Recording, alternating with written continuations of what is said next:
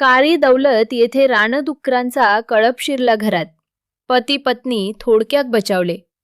महागाव तालुक्यातील काळी दौलत येथे आज रविवारी सकाळी सुमारे 10 वाजताच्या सुमारास रानडुकरांचा कळप सेवानिवृत्त शिक्षक विष्णू राठोड यांच्या घरात शिरल्याची धक्कादायक घटना घडली.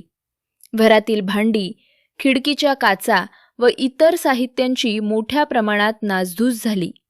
अचानक घडलेल्या या प्रकारात राठोड दाम्पत्यानं प्रसंगावधान राखत तात्काळ घराबाहेर पळ काढल्यानं मोठा अनर्थ टळला.